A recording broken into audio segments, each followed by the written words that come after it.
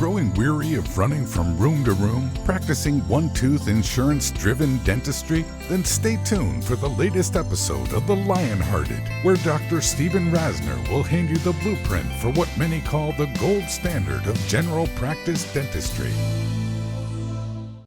Hi everyone, I'm Dr. Steve Rasner, and you're tuned in to The Lionhearted Dentist. You know, if you've listened to me in the past, I always try to keep things real. So here we are in early December with only 3 weeks or so left before we get to 2021, which I think for most of us think that's probably a good thing. But we are where we are, correct? We all had to endure the same thing, something that none of us have ever experienced and hopefully never will again. And that's the ramifications of a global pandemic. So here I am trying to share with you where I'm at, what I'm doing.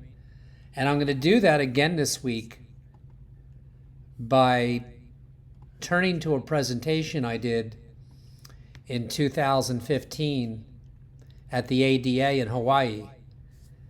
And the theme of that lecture, of that presentation, was strategies to thrive during a challenged economy.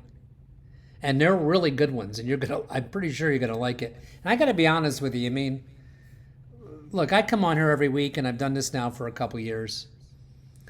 And prior to that, I didn't go back in my presentations over 22 years and evaluate them with how relevant they were to today, but it's certainly something I do these days. And it's pretty comforting to sit here in front of this camera each week and say to you that strategies I used even beyond 10 years ago are very relevant today. I mean, they are, because the strategies I'm using, I'm going to share with you, are just things that you need to do each and every year if you want enduring success. So here we are, coming to the end of a year that I think for most of us would be fair to characterize as unpredictable. That's how it's been for me. I've had weeks and even months where, wow, we were really strong. And I can tell you that my numbers are pretty much unchanged for this year if you discount the 2 months we were out. If you just look at the objective parameters that we can evaluate since we've been back, they're pretty consistent overall with 2019. That said, week to week, I can't predict how it's going to be. I could look like it's going to be a killer month, and then it seems things happen that didn't used to happen. And that's what's happening right now, which is my point. And I want to share that with you and how I react to that. And I've done that during another podcast during these past 6 and 7 months. So what I'm saying to you is, in the last couple weeks, and I'm talking to you in early December, things started to dive a little bit out of nowhere, like within a given couple days, meaning less new patient appointments all of a sudden, significantly less. And look, there's worldwide news about increasing numbers of the virus, and I get it. People are scared. People don't want to go out of their houses again, and I'm starting to get more appointments being canceled than I was in the prior months. So what am I doing? What strategy do I think may be very helpful to you? Well, I don't actually remember what was going on in 2015 that led me to put together a presentation for the ADA in Hawaii that was centered around economy-driven strategies to turn this thing around. That was kind of the topic of that presentation. And I'm going to tell you, because I think you should do them. The things I'm about to tell you, you can do tomorrow. And they don't cost money. They require leadership and diligence. And the first concept is a concept you've heard me talk about, and I don't expect you to remember all these things that come up over these last couple years, but the impact of recall or a lack thereof in your practice. So one of the strategies, and you understand, a lot of these things I tell you came from that book I allude to that I wrote over 10 years ago called The Protocol Book, What to Do When. And this first strategy is in that book. It's called, Is Everyone in the Family Scheduled Protocol? I want you to think about that. The protocols that are in that book have different applicability to different parts of my office depending on what the content is. And this one is very much directed to the front desk staff members, because they're in a position to activate and turn this protocol into immediate action. And so this is what it calls for. If you have a front desk team of 1 or 3 or 4, each day when they look at the schedule, their job, this protocol states, their job is to look into the computer at the account, and is everybody who used to come to us in that family scheduled? Don't you poo-poo this, please. Don't say, fast forward to a different part of this podcast. This is too critical. Let me tell you something. When I go to my synopsis of each day, which I have, on Monday I'll have a synopsis of that day that'll include any new patients. It'll also include returning patients. The returning patient, to me, in a sense, is the best new patient you could ever get. Because number one, they are familiar with your philosophy.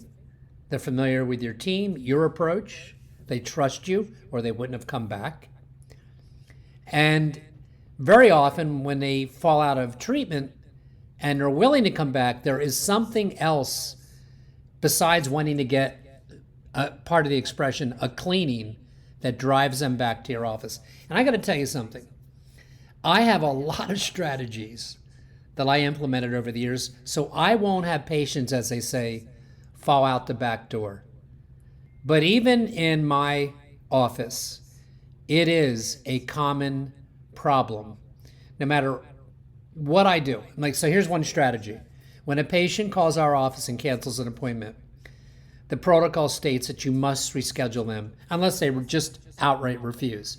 To the point that you would say, I'll tell you what, Mrs. Smith, let me just at least put you in the schedule in 90 days. When we go to confirm that, if it's not a good time for you, at least you're in the computer and you don't fall out of our radar.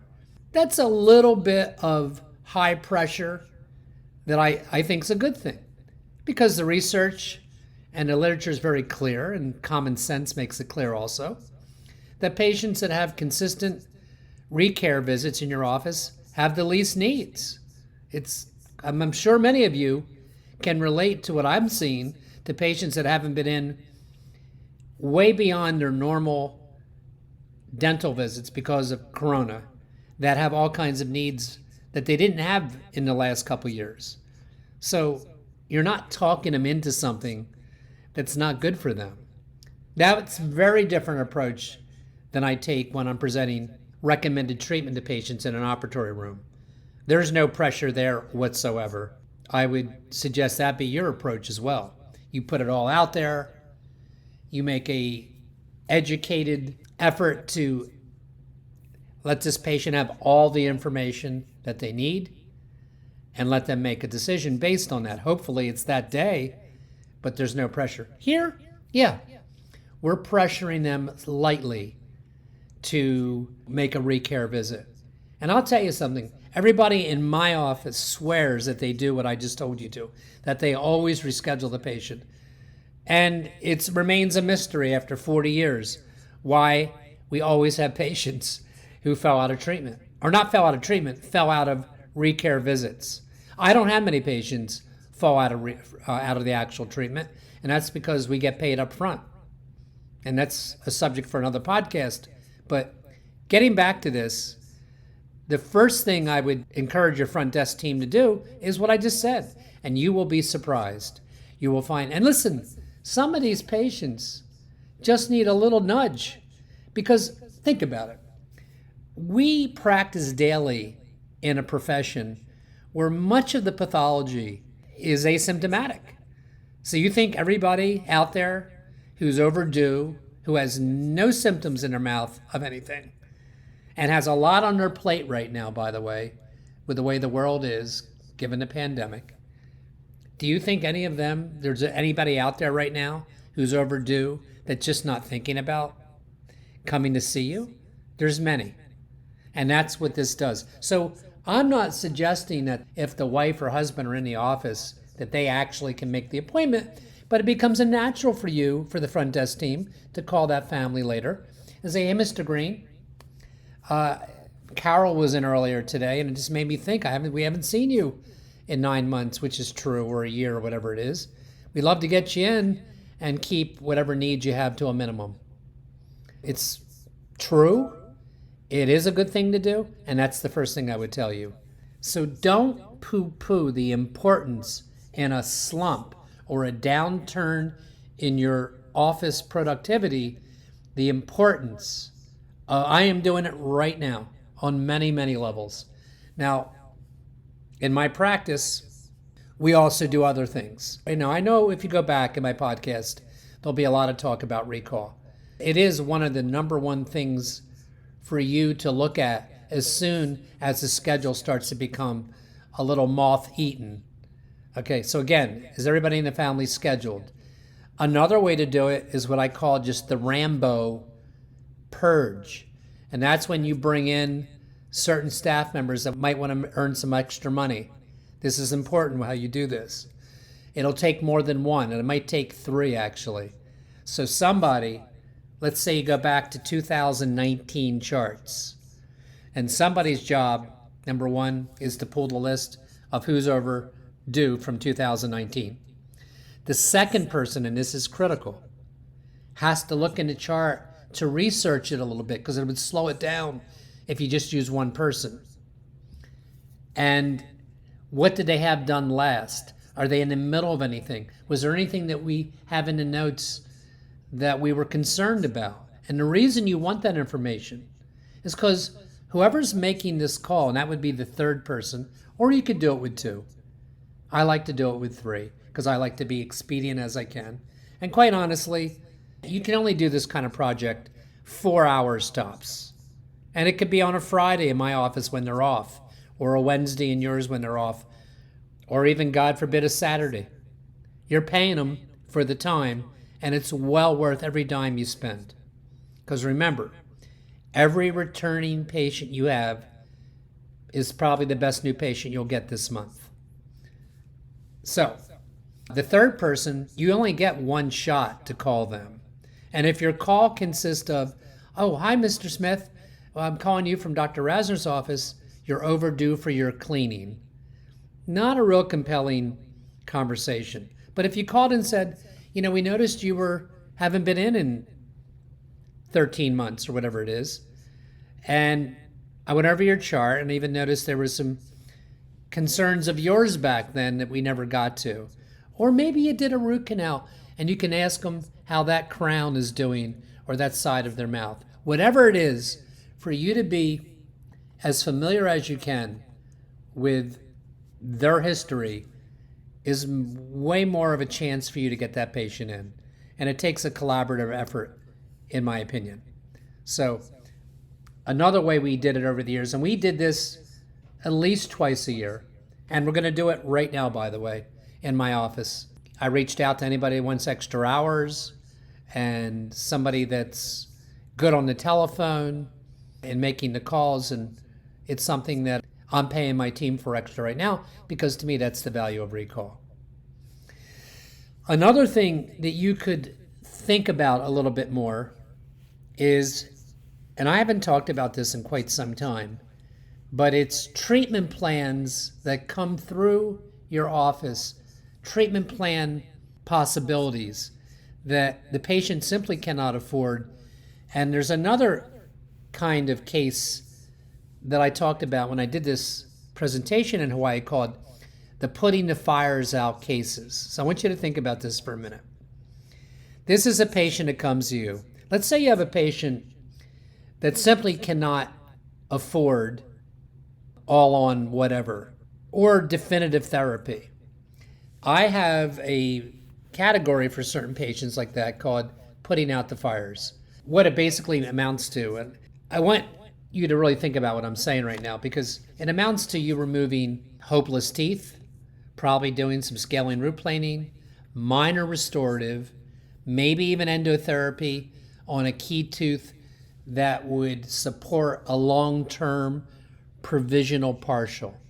So this is the patient that may be able to come up with some funds, but they can't come up with, $10,000 plus cases. And rather than have no treatment at all, I am suggesting you could put them in a healthier holding pattern. To me, this has always been obvious, but I shared this with audiences all over the years. Some offices adopt my way or the highway approach, and I think there really is an avenue for a middle of the road approach for many offices.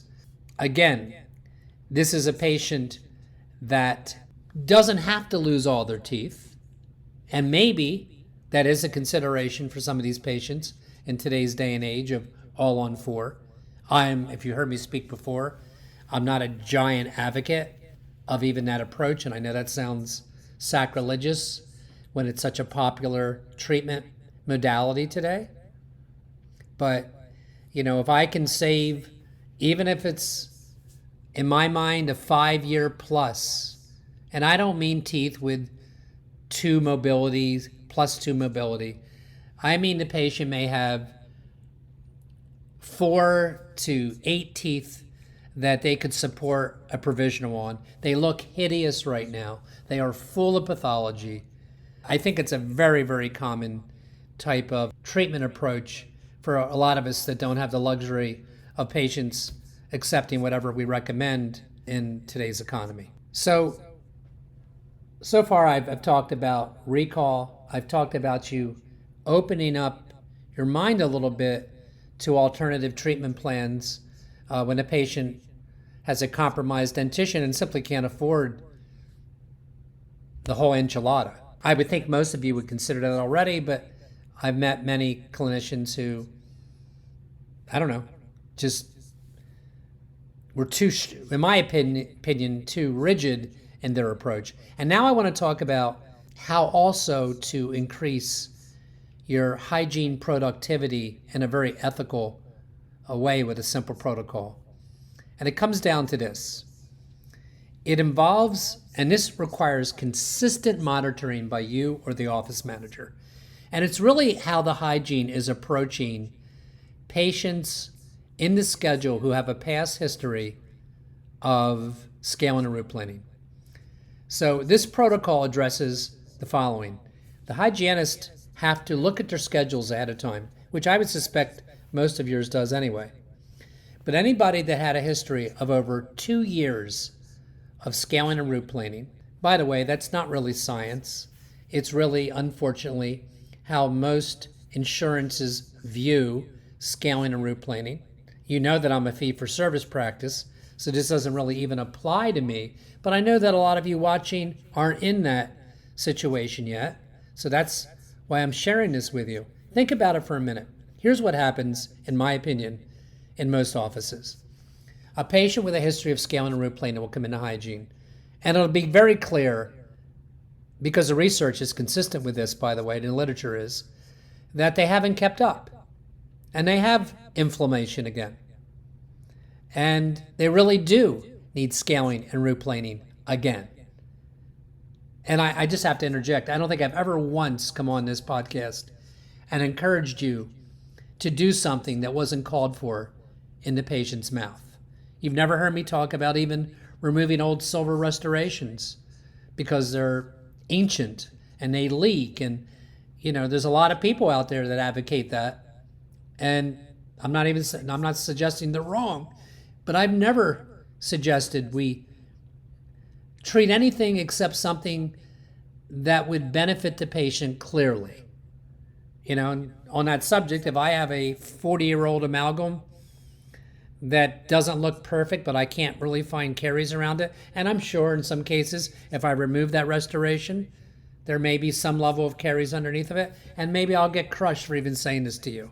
But no, I don't routinely remove old restorations just because they're old and don't look perfect if I can't find caries on an x-ray, if they're asymptomatic, a litany of reasons that go with that. But you've also heard me say many times, and I think it should be something you should consider, that soft tissue health is a cornerstone of my bar with my patients. I don't care if they had scaling and root planing last year. I know it's not wrong of me to encourage them for the highest level of soft tissue periodontal health in our practice. But in the real world, that doesn't always translate.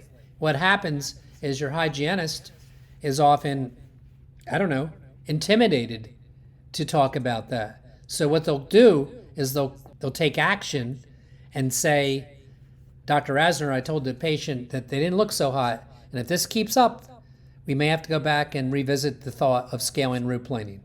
Really? Is that real therapy? So they have the inflammation right in front of them, which leads to periodontal breakdown of bone and other systemic issues, by the way, that we all know about.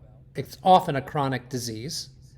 And we're going to look at it later because of why? Because it's uncomfortable? I get it. I'm sure that exact scenario has happened in my office this year. But for the most part, my hygienist team knows that that's not something I endorse, that we are clinicians first.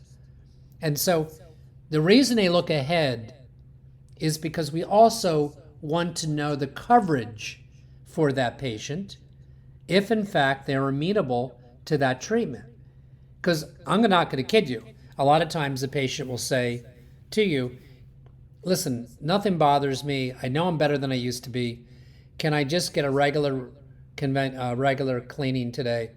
And we'll look. And yes, you cannot hard press them. All you can be is an educator. But I will tell you that if you don't do this at all, your practice is going to turn into, with many of your patients, a practice of watchful neglect.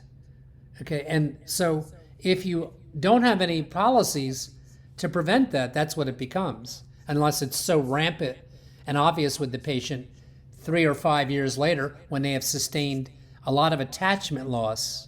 Do you hear me? So I'm saying to you, adopt a policy, talk about it with your hygienist, where A, they look at their schedules at least a day ahead of time.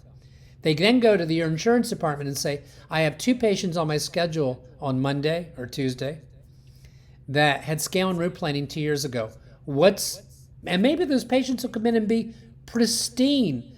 Hallelujah if that happens. But if they don't you want to be prepared? And I know that, a scaling root planing fee that is needed instead of a prophy fee isn't going to rescue you, but if it's in fact warranted, why shouldn't you be getting that? So that's another thing that we do. And you know what else, honestly? It just compels you to do a more detailed examination with this patient. And if you're treating periodontal disease, then it's required of you to not look at a patient for 30 seconds. And if you had a patient in your care that has history of scaling and root planing, then it's required of you to do the thorough examination and the warranted treatment. One more thing.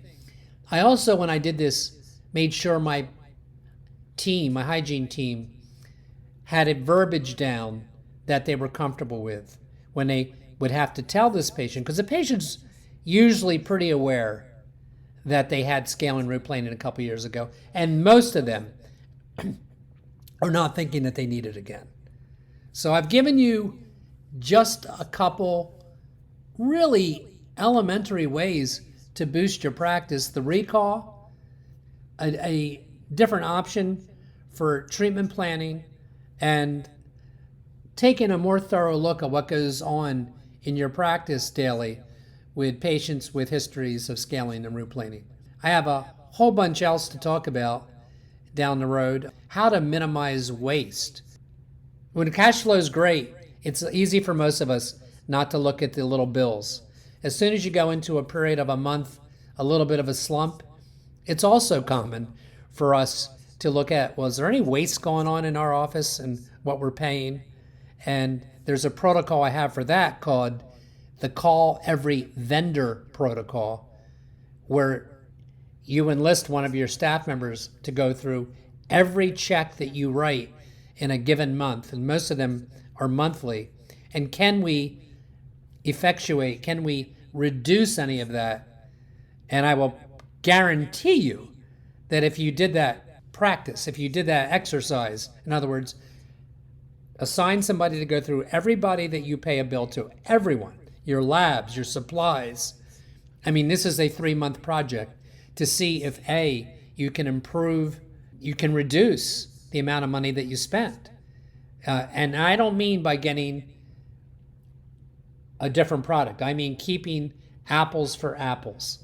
It's very enlightening, and I'll talk about that next time out. Hope you had a great week. Let's hang in there. Let's fight for this. I can't be the only one that this works for. I'm sure I'm not. So keep listening. Write to me, Dr. Rasner at AOL.com. Thanks for listening, and a lot of power to the Lionhearted dentist.